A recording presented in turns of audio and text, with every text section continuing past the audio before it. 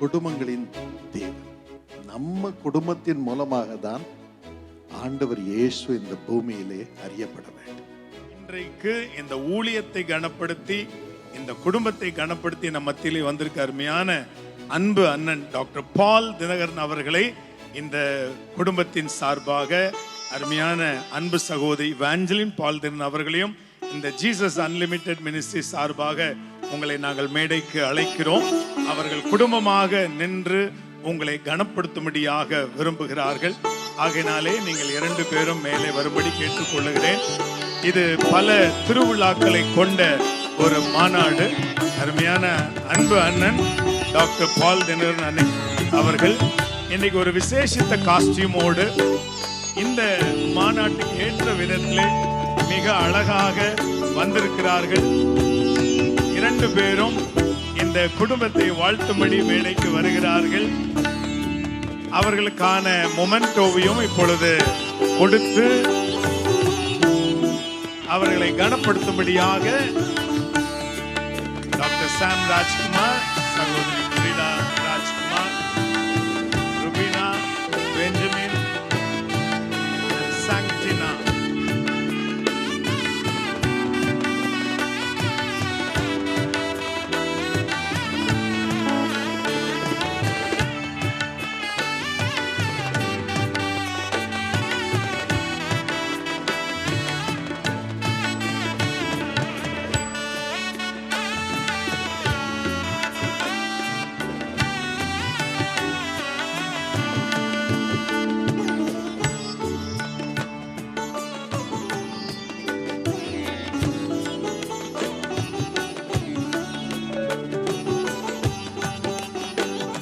ஆண்டவராகிய இயேசு கிறிஸ்துவின் நாமத்தில் உங்கள் ஒவ்வொருவருக்கும் வாழ்த்துதல் கூறுகிறேன். இந்த கொடுகையை ஒழுங்கு செய்திருக்கும் நம்முடைய அருமை சகோதரர் பிரதர் சாம் ராஜ்குமார், அருமை சகோதரி ஃப்ரீடா சாம், அவர்களை மனதார வாழ்த்துகிறேன். இந்த வண்டி பாட்டு வருஷங்களுக்கு முன்பதாக சென்ட் லூக்ஸ் சர்ச்சில் நாங்கள் கேட்டிருக்கிறோம். அன்னையிலேருந்து இன்றைக்கும் வண்டி ஓடிக்கிட்டே தான் இருக்குது. பரலோகம் போகிற வரைக்கும் ஓடிக்கிட்டே இருக்குது. எவ்வளோ பெரிய சந்தோஷம். இப்பொழுது உங்கள் பிள்ளைகளுக்கும் அதே குரல் அப்படியே கொடுத்துருக்குறார். அதில் 2 பேர் காருண்யால படிப்பது எங்களுக்கு பெரிய சந்தோஷம். Rubina, Benjamin and Santina. So what a joy, you are connected with us. இன்று மாலை நாம் ஆண்டவரை கொண்டாட வந்திருக்கிறோம். வேதத்திலே ஒரு வசனம் சொல்லுகிறது, ஆரம்பம் அற்பமாக இருக்கும், ஆனால் முடிவோ சம்பூர்ணமாக இருக்கும். அதனால் இன்றைக்கு இந்த கூடுகை உங்களுக்கு கர்த்தரால் கொடுக்கப்பட்ட ஒரு ரெவலேஷன் மூலமாக நடைபெற்று கொண்டிருக்கிறது. நானும் என் தந்தையும் ஆரம்ப நாட்களில் பொதுக்கூட்டம் நடத்தும் பொழுது 5 நாட்கள் என் தந்தை கூட்டங்களை நடத்துவார்கள். அப்போல்லாம் டெலிவிஷன் கிடையாது, சோஷியல் மீடியா சுத்தமாக கிடையாது. ஸோ எல்லாரும் நேராக தான் வரணும். அப்போவுமே முதல் நாளில் பெரிய கிரவுண்ட் இருக்கும், லைட்ஸ் எல்லாம் போட்டிருப்பாங்க. ஆனால் ஒரு 1000 பேர் தான் வந்து உட்காந்துருப்பாங்க, எல்லாம் காலியாக இருக்கும். ஆனால் என் தந்தை இந்த 1000 பேருக்கு 10 லட்சம் பேருக்கு பிரசங்கம் பண்ணுறது போல் அதுக்கு உபவாசம் பண்ணி ஜெபம் பண்ணி வந்து ஜெபம் பண்ணுவார்கள். நான் கடைசி நாளில் லட்சமோ அதற்கு மேலோ ஜனங்கள் வருவார்கள். இன்று ஆண்டவருடைய கிருபையினால் ஆண்டவர் எவ்வளோ பெரிய பெருக்கத்தை கொடுத்திருக்கிறார். அதனால் நீங்கள் ஆரம்பிக்கும் போது ஆண்டவர் நம்மை சோதிப்பார், சோர்ந்து போகிறோமா இல்லையான்ட்டு. நம்ம கொஞ்சத்தில் உண்மையாக இருக்கும் பொழுது அநேகத்தின் மீது அதிகாரியாய் நம்மை வைப்பார். அதனால் உங்கள் முயற்சிகள் அனைத்திற்கும் ஆண்டவர் பலனை கொடுப்பார். இன்று குடும்பங்களுக்கு ஆண்டவருடைய வார்த்தையை அறிவித்து குடும்பங்களை ஸ்திரப்படுத்துவது மிகப்பெரிய ஊழியம், மிகப்பெரிய அவசியம். குடும்பங்கள் கெட்டு போகிறது நிமித்தம் உலகமே கெட்டு போகிறது. நாம் அதை பார்க்கிறோம். ஒரு டைரக்டர் ஜெனரல் ஆஃப் போலீஸ் ஒரு நாள் பிரயாணம் செய்து கொண்டிருந்தேன். அவர் ஃபோனை எடுத்து ஒவ்வொரு குடும்பத்திலையும் நடக்கிறத அந்த வீடியோஸ் அவங்களே எடுத்து வெளியிடுறாங்க. அதெல்லாம் போலீஸ் கையில் இருக்குது. என்னெல்லாம் நடக்குது, குடும்பத்தில் நடக்கிற காரியம். அவர் சொன்னார், இது சரியாகிற வரைக்கும் தேசம் சரியாகாது சார், நீங்க தான் பேசணும் என்று காண்பித்தார். பயங்கரமான காரியங்கள், சினிமா காட்சிகளை விட மோசமான காரியங்கள்லாம் இருக்கு. அதை வீடியோவில் எடுத்து அதை பிரசுரிக்கிறாங்க. பிள்ளைங்க பண்றது, பெற்றோர் பண்றது, மற்ற காரியங்கள் எல்லாம் நம்ம பேசவே முடியாது. அப்படிப்பட்ட நிலைமையில் கர்த்தர் உங்களுக்கு இந்த பாரத்தை கொடுத்திருப்பது மிகப்பெரிய ஆசீர்வாதமான ஒரு காரியம். ஆண்டவர் உங்களுடைய உழைப்பை பார்த்து பெரிய காரியங்களை செய்வார். நாங்கள் எல்லாரும் உங்களோடு சேர்ந்து ஜெபம் பண்ண தான் வந்திருக்கிறோம். ஆகவே இந்த நாளிலும் குடும்பங்களின் தேவனை குறித்து நாம் தியானிக்க போகிறோம். சில நிமிடங்கள். குடும்பங்களின் தேவன். எரேமியா 30ஆம் அதிகாரம் 1ஆம் வசனத்திலே வேதம் கூறுகிறது, ஆண்டவர் இஸ்ரவேலின் வம்சங்களின் தேவன், இஸ்ரவேலின் வம்சங்களின் தேவன் என்று நாம் பார்க்கிறோம். இந்த நாளிலும் எத்தனையோ குடும்பங்களை உருவாக்கி இருக்கும் பரிசுத்தவான்கள் மத்தியிலே இருக்கிறார்கள். ஒவ்வொருவரும் எத்தனை குடும்பங்களை கர்த்தருக்கென்று உருவாக்கி இருக்கிறார்கள், கர்த்தருடைய ஊழியக்காரர்களை உருவாக்கி இருக்கிறார்கள். அவருடைய மத்தியில் இருப்பது பெரிய சந்தோஷம். I am sorry, not able to mention all your names, but you are in our hearts. We value each one of you. We are so blessed through each one of you. ஆண்டவருக்கு பெயர் குடும்பங்களின் தேவன்.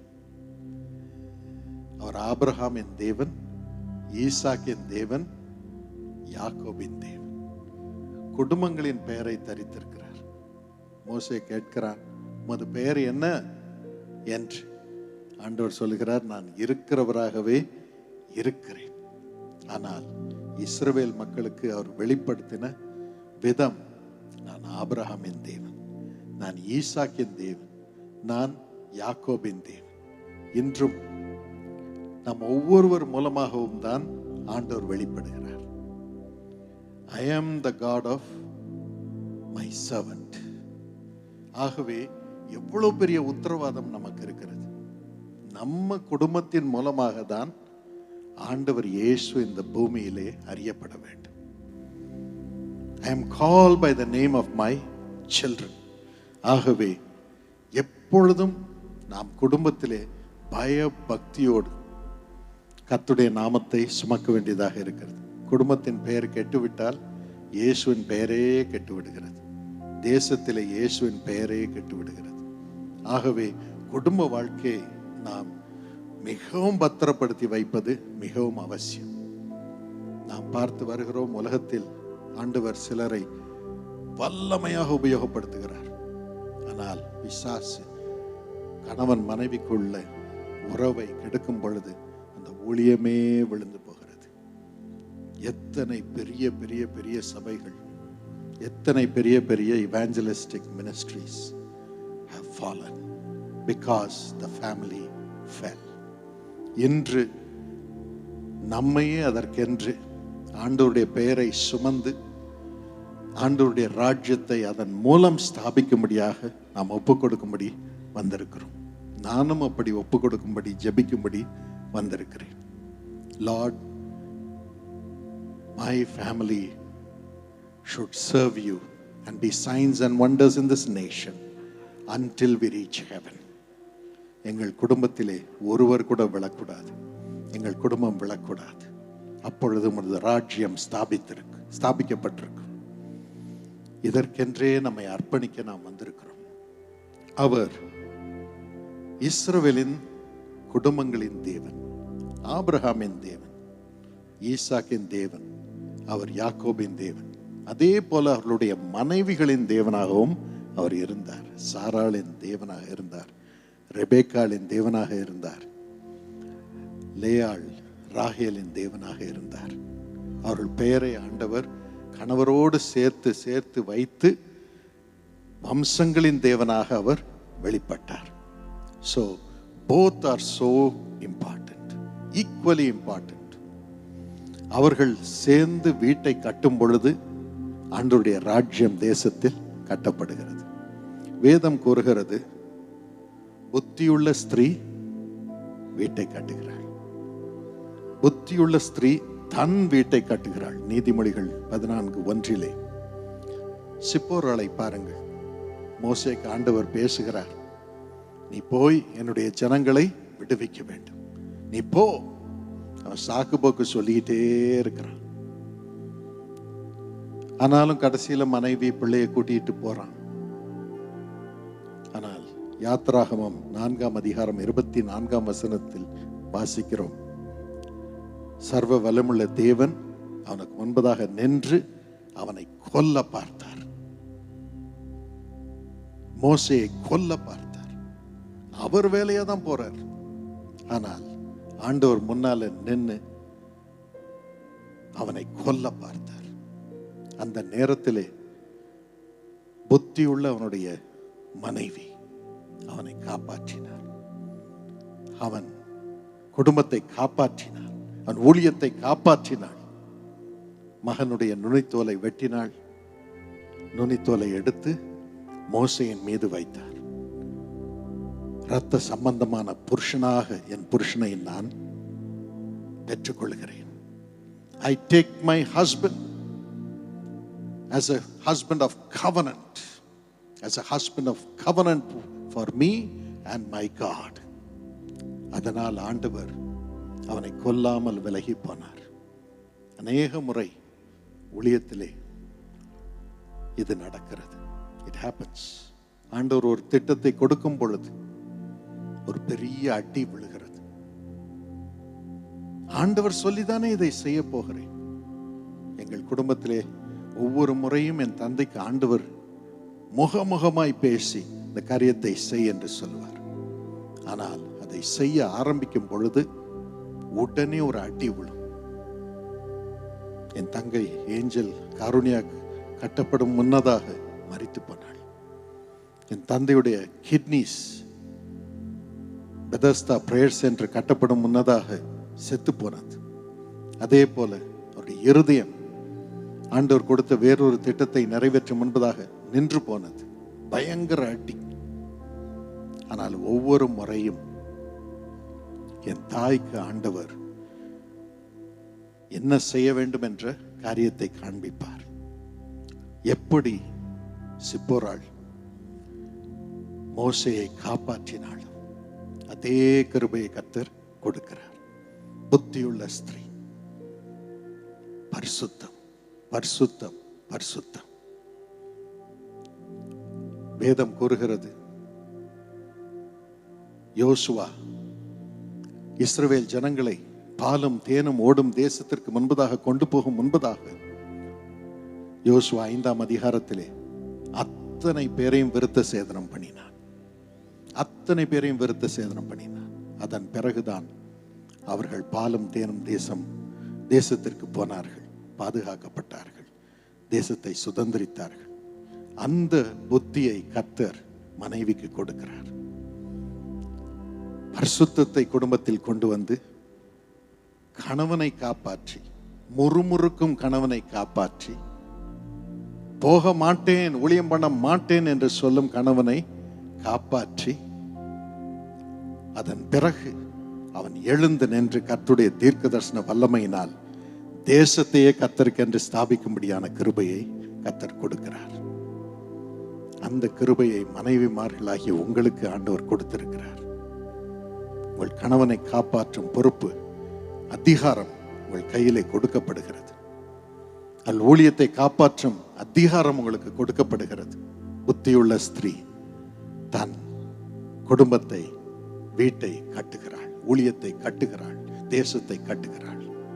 என்னுடைய தந்தைக்கு 1990 பயங்கர மாரடைப்பு வந்தது. பெரிய திட்டம் ஒன்றை ஆண்டவர் கொடுத்தார். 1.5 மணி நேரம் அவருடைய இருதயம் செயல்படாமல் இருந்தது. பிளாட் லைன் இருந்தது. நான் அந்த மானிட்டர்ல கண்ணால பார்த்தேன். நெஞ்ச போட்டு அடிச்சான். அம்மா ஒரு பக்கம் ஜெபம் பண்ணிட்டு இருந்தாங்க. ஆனா அதன் பிறகு ஆண்டவர் உயிரை திரும்ப கொடுத்து 14 மணி நேரம் ஆபரேஷன் பண்ணினார்கள்.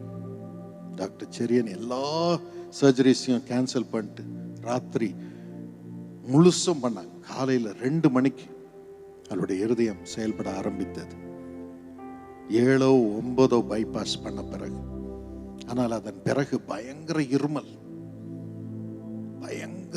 நெஞ்செல்லாம் தண்ணி, இருமி இருமி இருமி கதறுவார்கள், வலியிலே கதறுவார்கள்.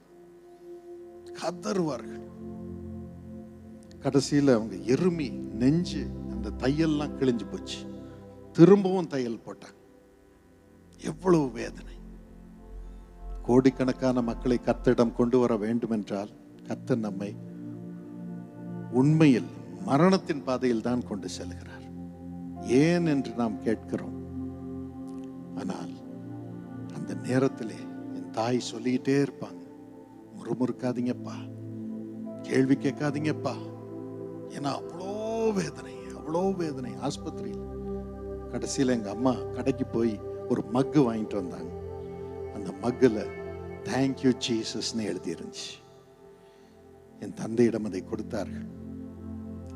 இனி இந்த தண்ணி கொடுக்கும்போது, இதுல காப்பி கொடுக்கும்போது அதுல இருக்க தேங்க்யூ ஜீசஸை பார்த்து சொல்லுங்க, தேங்க்யூ ஜீசஸ்ன்னு சொல்லுங்க. வலிக்குதே, ஏன் எனக்கு இந்த வேதனைன்னு சொல்லாதீங்க, முறுமுறுக்காதீங்க. என்ன ஆச்சரியம்! வெகு விரைவில் என் தந்தைக்கு சுகமானது. தந்தை எழுந்து நின்றார்.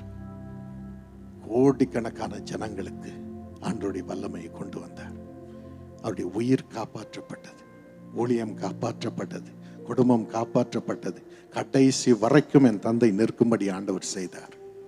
மரிக்கும் முன்பதாக ஐசியூவிலே மயங்கிய நிலையில் நான் உள்ளே போய் பார்க்கும் பொழுது சொன்னார், I have lived a clean life. I can stand before anybody and say, I have lived a clean life. My hands are clean. My heart is clean. My words have been clean. And my life has been clean. Thank you, Jesus. Thank you for this opportunity. அப்படின்னு திரும்பவும் கோமாக்கு போயிட்டாங்க. நல்ல வேளை அங்க நான் நின்னேன். அவங்க பேசுறாங்கன்னு அவங்களுக்கே தெரியல. டியூப் எல்லாம் வச்சுக்கிட்டு இதை சொன்னாங்க. அதான் கடைசியா பேசின வார்த்தை. மனைவி தன் வீட்டை தன் புத்தியினாலே கட்டுகிறாள். விருத்த சேதனம் பண்ணி கணவனை காப்பாற்றுகிறாள். அந்த கிருபையை கர்த்தர் உங்களுக்கு தருவார். பரிசுத்தத்தை கொண்டு வரும் கிருபையை உங்களுக்கு பெருகச் செய்வார். உங்கள் வீட்டை காப்பாற்றுவீர்கள். அதோடு கூட ஆண்டவர் அது நிமித்தம் உங்களுக்கு பிள்ளைகளை சுதந்திரமாக கொடுக்கிறார். சங்கீதம் 127:4 மல்கியா 2:14-15 வாசித்து பாருங்க. மனைவியின் மூலமாக கணவன் மனைவிக்குள் உத்தமமான உறவு ஏற்படுகிறது. அவருடைய உறவு உத்தமமாக இருக்கிறது. இந்த வசனம் சொல்லுகிறது, உன் மனைவி உன் தோழி, உன் உடன்படிக்கையின் மனைவி, உன் மனைவி உன் தோழி. எனக்கு அருமையானவர்களே, அப்படிப்பட்ட உறவு, my co life and a wife of the covenant என்று எந்த கணவர் மனைவியை சுமக்கிறாரோ அப்படிப்பட்டவர்களுக்கு தேவ பக்தியுள்ள சந்ததி கொடுக்கப்படுகிறது. மனைவியை கண்டடைகிறவன் நன்மையானதை கண்டடைகிறான். மனைவியை தன் தோழியாக, ஊழியத்தில் தோழி, வாழ்க்கையில் தோழி, ஆவிக்குரிய தோழி என்று வைத்திருக்கிறவர்கள், என்று கனம் பண்ணுகிறவர்கள், அதோடு கூட உடன்படிக்கையின் மனைவி என்று கனம் பண்ணுகிறவர்களுக்கு ஆண்டவர் தேவ பக்தியுள்ள சந்ததியை கொடுக்கிறார். Your children shall be automatically godly generation. நிச்சயமாகவே ஆண்டவர் அந்த கிருபை உங்களுக்கும் தருவார். சாராளை பாருங்கள். ஆபிரகாமுக்கு ஆண்டவர் அழைப்பை கொடுத்தார், உடன்படிக்கை செய்தார். மனைவி அவரோடு உடன்படிக்கை செய்தார். அவர் போற இடமெல்லாம் நான் போகட்டும், என் கணவர் போற இடமெல்லாம் போகட்டும். ஆதியாகமம் 12:1-5 அதை வாசிக்கிறோம். அது நிமித்தம் கர்த்தர் ஆபிரகாமையும் சாராளையும் ஆசீர்வதித்து அவர்களை பெருக பண்ணினார். அவர்களை அழைத்து ஆசீர்வதித்து பெருக பண்ணினார். ஏசாயா 51:2 அதை வாசிக்கிறோம். அதே கிருபையை ஒவ்வொரு மனைவிக்கும் ஆண்டவர் கொடுப்பார். அப்படிப்பட்ட விதத்திலே மனைவியை கனம் பண்ணும் கணவருக்கும் மனைவிக்கும் சேர்த்து கொடுப்பார். கணவனை குறித்து என்ன வேதத்திலே நாம் வாசிக்கிறோம். மத்தேயு 7:24 கன்மலையின் மேல் தன் வீட்டை கட்டின புத்தியுள்ள மனுஷனுடைய வீடு நிலை நிற்கும். புத்தியுள்ள மனுஷன், புத்தியுள்ள மனைவி, புத்தியுள்ள மனுஷன், அவர்களுடைய வீடு நிலை நிற்கும். புத்தியுள்ள மனுஷனுடைய வீடு நிலை நிற்கும். கன்மலையின் மேல் கட்டப்பட்ட வீடு. சங்கீதம் 1 கொரிந்தியர் 10:4 படி கிறிஸ்துவே அந்த கன்மலை.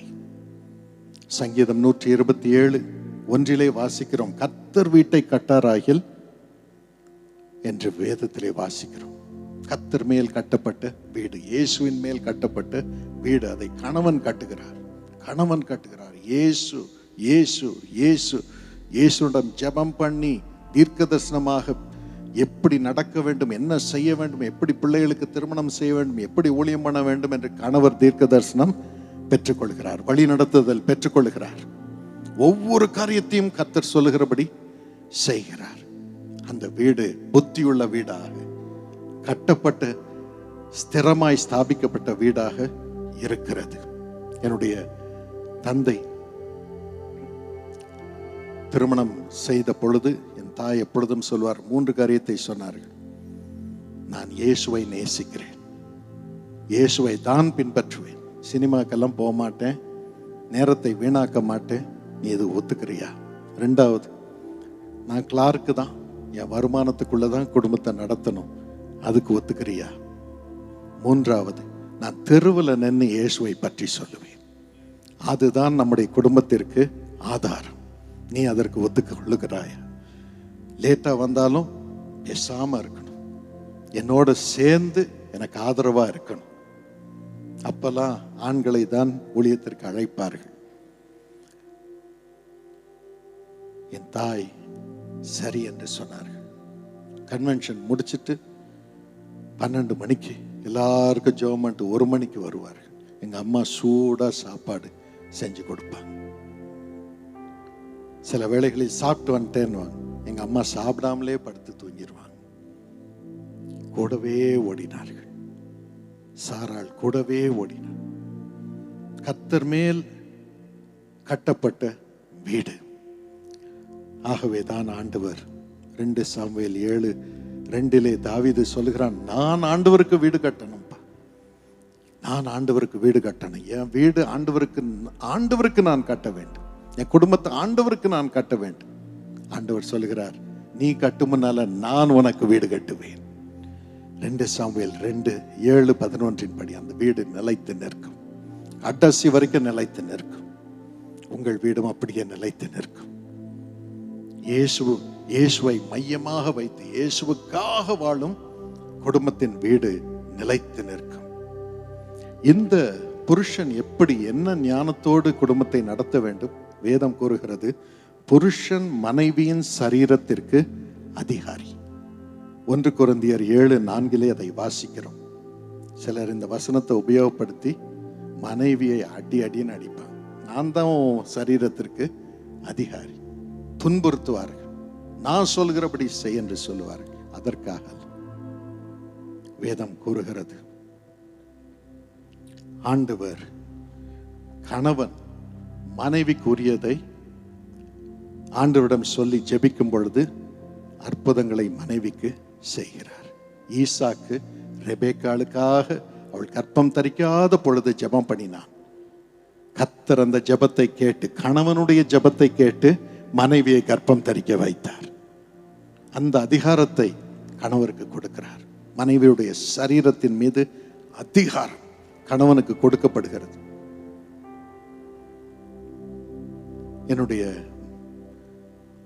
என்னுடைய வாழ்க்கையிலே ஒரு நாள் காருணியாவிலே நானும் என் மனைவியும் இருந்தோம். ஆஃபீஸில் காருண்யாவில் போர்ட் மீட்டிங்லாம் நடந்துட்டு இருந்துச்சு. மாலை 5 மணிக்கு முக்கியமான பெரிய ஃபங்க்ஷன். நானும் என் மனைவியும் போக வேண்டும்.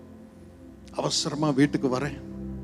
வீட்டுக்கு வந்தால் என் மனைவி வலியில் துடிக்கிறார்கள், உருளுகிறார்கள், தலைவலி. 4 பேர் அவங்க கூட இருந்தவங்க எல்லாம் உறவினர்கள்லாம் அவங்கள பிடிக்க ட்ரை பண்றாங்க. முடியல, அவ்வளோ வலி, அவ்வளோ வலி. எனக்கு இன்னும் 5 நிமிஷம் தான், அங்கே லேட்டாக போக முடியாது. ஏன்னா பெரிய ஃபங்க்ஷன், யூனிவர்சிட்டி ப்ரோக்ராம். இவங்களை எப்படி விட்டுட்டு போறது? பக்கத்தில் உட்கார்ந்து என் கரத்தை என் மனைவி மீது, தலை மீது வைத்தேன். ஆண்டவரே, தயவு செய்து இந்த வலியை எடுத்து போடும், அந்த மகளை விடுவியும், சமாதானத்தோடு அங்கு போய் நிற்க வேண்டும் அப்பா என்று சொன்னேன். என்ன ஆச்சரியம்! சில வினாடி தான் அந்த வலி அப்படியே மறைந்தது, அப்படியே மறைந்தது. எழுந்து உட்கார்ந்தார்கள். உடனே 5 நிமிஷத்துல சட்டை போட்டு கிளம்பிட்டாங்க. அதான் மிகப்பெரிய மிரக்கல். விமன் 5 மினிட்ஸ்ல ரெடி ஆகிறத முடியுமா?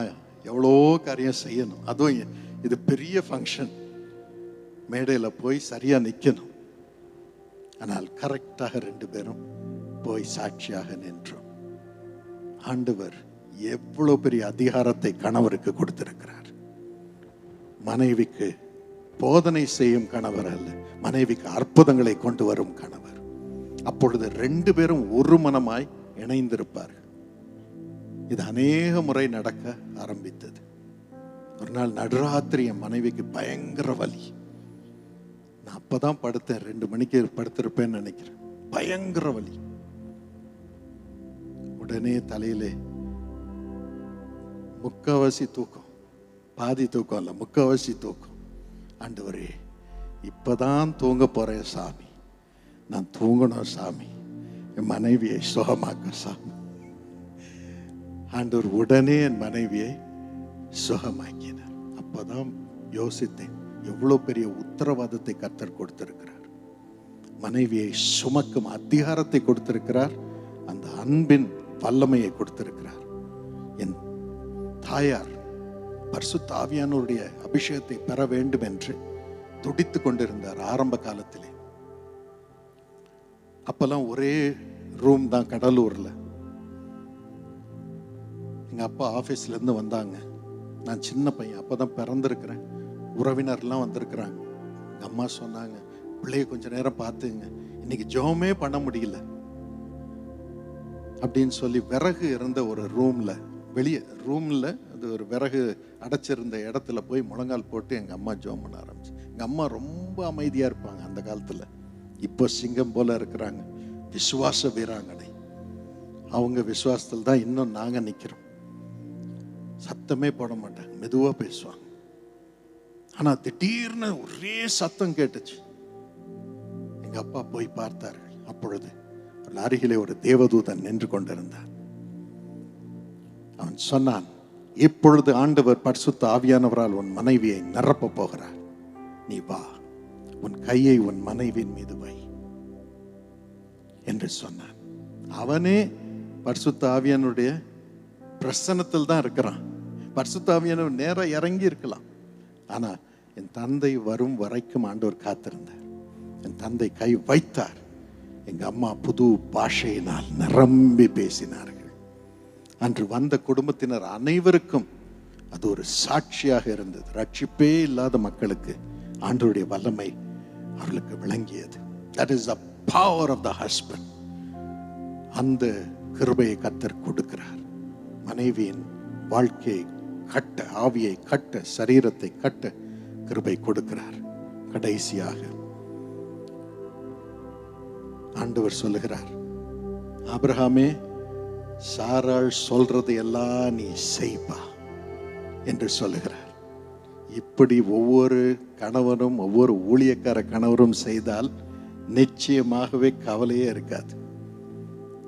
ஆண்டவர் சொல்றார், அவர் சொல்றதெல்லாம் செய்ப்பா என்று சொல்லுகிறார். அதோடு கூட வேதம் கூறுகிறது, அவிசுவாசியான புருஷன் தன் மனைவியால் பரிசுத்தமாக்கப்படுகிறாள். 1 கொரிந்தியர் 7:14 படி அவிசுவாசியான புருஷன் தன் மனைவியால் பரிசுத்தமாக்கப்படுகிறான். பல வருடங்களுக்கு முன்பதாக ஒரு குடும்பத்திலே கணவர் பயங்கர குடிகாரராக இருந்தார். மனைவி பரிசுத்தமான பெண். ஜோமணி எப்போ ரட்சிக்கப்படுவார்னு காத்துக்கிட்டே இருந்தாங்க. வந்து அடின்னு அடிப்பார். ஒரு நாள் ஆபீஸ்ல இருந்து வந்தார். அவர் சொன்னார், இன்னைக்கு என்னவோ தெரியல, குடிக்கவே எனக்கு போக முடியல, ஆனா குடிக்கணும்ன்ற ஆசை எனக்கு பயங்கரமா இருக்கு, எதையாவது நீ கலக்கி கொடு, நான் குடிக்க விரும்புறேன் என்று சொன்னார். இந்த அம்மா ஃப்ரிட்ஜுக்கு போய், பல வருடங்களுக்கு முன்பு நடைபெற்ற காரியம், ஃப்ரிட்ஜுக்கு போய் இருந்த சோடா கீடா எல்லாத்தையும், கோலா எல்லாத்தையும் சேர்த்து, கோலா எல்லாம் கிடையாது அப்போ, என்னென்னமோ போட்டு ஒரு ட்ரிங்கை கொண்டாந்தாங்க. அதை குடிச்சா இருப்பாருங்க. அப்படியே அந்த குடி ஆசை அப்படியே இறங்கினது போல இருந்தது. திரும்பவும் சொன்னார் குடுன்ட்டு. நல்ல ஜெபம் பண்ணி கொடுத்தாங்க. குடிச்சார். எவ்வளவு நல்லா இருக்கு என்று சொன்னார். குடிக்கிறது அதுக்கப்புறம் நிறுத்திட்டாரு. அவர் சொன்னார், நம்ம ஏன் இதை ஒரு ஃபார்முலாவா போடக்கூடாது, இதை ஒரு ட்ரிங்கா போடக்கூடாது, என்ன மாதிரி நிறைய குடிகாரங்க இருக்கிறாங்க என்று சொன்னார். அதை ஒரு ஃபார்முலாவாக போட்டார்கள், வெளியிட்டார்கள். உலகம் முழுவதிலும் அது பரவியது. அதுதான் கோகோ கோலா ட்ரிங்க் இன்றும் நிற்கிறது. எப்படி ஆரம்பமானது பாருங்கள். அவிசுவாசியான புருஷன் விசுவாசியான தன்னுடைய மனைவியினால் பரிசுத்தமாக்கப்படுகிறார். அதோடு கூட செழிப்பை கர்த்தர் கொடுக்கிறார், பாக்கியத்தை கொடுக்கிறார், குடும்பம் உயரும்படியான கிருபையை கொடுக்கிறார், பரவும்படி கொடுக்கிறார். இந்த குடும்ப வாழ்க்கையை கர்த்தர் கணவனுக்கும் மனைவிக்கும் எப்படி கொடுக்கிறார்? 2 பேரும் ஒருமனப்பட்டால், எந்த ஒரு காரியத்தை குறித்தும் ஒருமனப்பட்டால், பரலோகத்தில் இருக்கிற உங்கள் பிதாவினால் அது அவர்களுக்கு உண்டாகும். It will come to pass. It will come to pass. 2 பேர் ஒருமனப்பட்டால் தகப்பன் பிதா வந்து அவர்கள் மத்தியிலே உலாவுகிறார். அவர் விண்ணப்பங்களை எல்லாம் கேட்கிறார். அவர்களுக்கு தகப்பனாக இருக்கிறார். தீங்கு தொடாமல் காப்பாற்றுகிறார். அப்பொழுது சங்கீதம் 115, 12, 14 படி கர்த்தர் அவர்களையும் அவள் பிள்ளைகளையும் வர்த்திக்க பண்ணுகிறார்.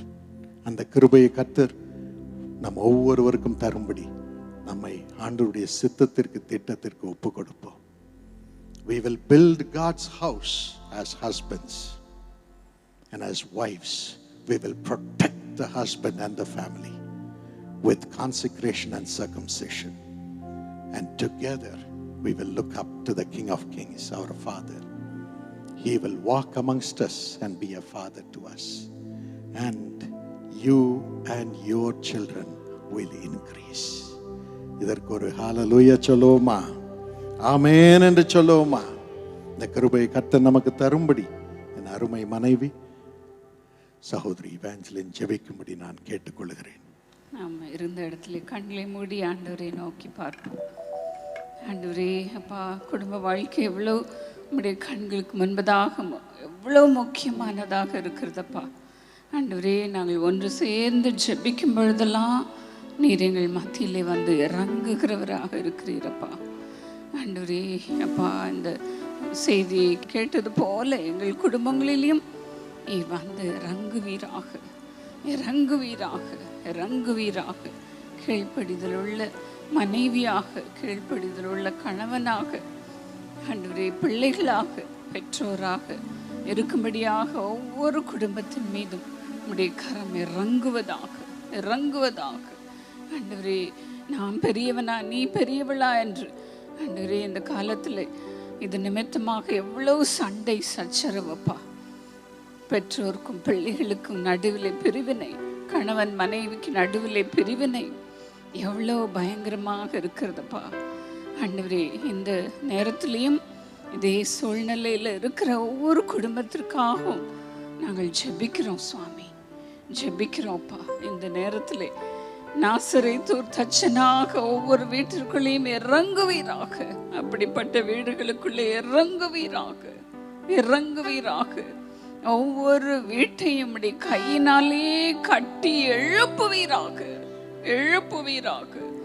எல்லா பிரிவினை பிசாசுகளையும், எல்லா குழப்பத்தின் பிசாசுகளையும், எல்லா சண்டை பிசாசுகளையும் துரத்துகிறேன், துரத்துகிறேன் இயேசுவின் நாமத்தினாலே. ஆண்டவரே, ஒவ்வொருவரும் சுவாமி ஒன்றாக இணைந்து இப்படி ஊழியத்தை கட்டும்படியாக, வீட்டை கட்டும்படியாக ஒவ்வொருவரையும் எழுப்புவீராக, எழுப்புவீராக, எழுப்புவீராக. ஆண்டவரே, நீர் வரும்பொழுது நாங்கள் குடும்பமாக உமக்கு சொத்து சேர்க்கிறவர்களாக இருக்க வேண்டும்ப்பா. ஆண்டவரே, நீர் வந்து கணக்கு கேட்பீரே. ஐயா, எங்களை தாழ்த்தி ஒப்பு கொடுக்கிறோம் சுவாமி. எங்கள் குடும்பத்தை தாழ்த்தி ஒப்பு கொடுக்கிறோம்ப்பா. எங்களை, எங்கள் பிள்ளைகளை ஆசீர்வதிப்பீராக, ஆசீர்வதிப்பீராக. நீர் சொல்லி இருக்கிறீர், ஒவ்வொரு வீட்டிற்குள்ளேயும் போகும் பொழுது சமாதானத்தை சொல்லு என்று. ஆண்டவரே, உம்முடைய நாமத்தினாலே, இயேசுவின் நாமத்தினாலே ஒவ்வொரு வீட்டிற்குள்ளே உம்முடைய சமாதானத்தை நான் அனுப்புகிறேன், அனுப்புகிறேன், அனுப்புகிறேன். ஜீவன் இறங்குவதாக, ஒவ்வொரு வீட்டிற்குள்ளே இப்படி பிரசன்னம் இறங்குவதாக. ஒவ்வொரு வீட்டிற்கும் இன்றைக்கு ரட்சிப்பு வருவதாக, ரட்சிப்பு வருவதாக, ரட்சிப்பு வருவதாக. எவ்வளோ தாய்மார் தங்கள் குடும்பத்திற்காக கண்ணீர் வடித்து கொண்டிருக்கலாம் சுவாமி. ஆண்டவரே, உபவாசத்தோடு கண்ணீர் வடிக்கலாம்ப்பா. அந்த கண்ணீரின் ஜெபங்களுக்கு நீர் கட்டாயம் பதில் கொடுப்பீராக, பதில் கொடுப்பீராக. மனைவிமார்களுடைய கண்ணீரை துடைப்பீராக, கணவன்மாருடைய கண்ணீரை துடைப்பீராக. துக்கம் தாங்க முடியாமல் நெஞ்சு வலியோடு தவிக்கிற ஆண்டவரே, அந்த நிலைமையிலையும் இந்த நிகழ்ச்சியை எமது பிள்ளைகள் பார்த்து கொண்டிருக்கலாம் சுவாமி. இந்த துக்கம் எல்லாம் சந்தோஷமாக மாறட்டோப்பா, சந்தோஷமாக மாறட்டும். வேதனையெல்லாம் சந்தோஷமாக மாறட்டும். ஆண்டவரே, உன் மனைவி உன் வீட்டோரங்களில் கனி தருகிற திராட்சை கொடியை போல இருப்பாள். உன் பிள்ளைகள் உன் பந்தியை சுற்றிலும் ஒலிவு மர கன்றுகளை போல இருப்பார்கள் என்றெல்லாம் வேதத்திலே சொல்லப்பட்டிருக்கிறது போல ஒவ்வொரு குடும்பமும் வாழ்ந்திருக்கட்டும் சுவாமி, வாழ்ந்திருக்கட்டும்ப்பா, வாழ்ந்திருக்கட்டும். ஒன்றாக சேர்ந்து இணைந்திருக்கட்டும். வேலை நிமித்தமாக, வீசா கிடைக்காதது நிமித்தமாக கூட குடும்பங்கள் பிரிந்திருக்கலாம் சுவாமி. அவர்களை அற்புத விதமாக ஒன்று சேர்த்து வைப்பீராக, ஒன்று சேர்த்து வைப்பீராக. ஒவ்வொரு வீடும் இந்த நாளிலே கட்டப்படுவதாக, கட்டப்படுவதாக, கட்டப்படுவதாக. கர்த்தர் வீட்டை கட்டாராகில் அதை கட்டுகிறவர்களின் பிரயாசம் விருதா என்றபடி நீர் ஒவ்வொரு வீட்டையும் கட்டும்படியாக இறங்குவீராக, இறங்குவீராக. உடைய தெய்வீக பிரசன்னம் ஒவ்வொரு வீட்டிற்குள்ளும் இறங்கட்டோப்பா. கசப்புகள், கண்ணீர்கள் எல்லாம் நீங்கி போகட்டோப்பா. பிரிவினைகள் எல்லாம் நீங்கி போகட்டும் சுவாமி. விசேஷமாக ஊழியம் செய்கிற குடும்பத்திற்காக நான் கண்ணீரோடு ஜெபிக்கிறேன் சுவாமி. ஆண்டவரே, பிரிவினைகள் எல்லாம் எடுத்து போடுவோப்பா, எடுத்து போடும் சுவாமி, எடுத்து போடும். என் நிமித்தமாக, என் ஊழியத்தின் நிமித்தமாக வீட்டையாவது, நிலத்தையாவது, மனைவியாவது, பிள்ளைகளையாவது, சகோதரரையாவது, சகோதரிகளையாவது விட்டவர்கள் எவர்களோ அவர்கள் துன்பத்தோடே கூட இம்மையிலே அத்தனையும் திரும்ப பெற்றுக்கொள்வார்கள், நூறத்தனையாக பெற்றுக்கொள்வார்கள் என்று சொல்லப்பட்டிருக்கிறது போல ஊழியத்தின் நிமித்தமாக வருகிற அந்த பாடுகளின் நிமித்தமாக ஆண்டவரே தவிக்கிற ஒவ்வொருவரையும் இந்த நாளிலே நினைத்தருளுவீராக, நினைத்தருளுவீராக. பிசாசுகள் அவர்களை பிரச்சனைகளை போட்டு பிரிக்கிற ஆண்டவரே இந்த நிலைமையிலும் அவர்களுக்காக நான் மன்றாடுகிறேன் சுவாமி, மன்றாடுகிறேன்.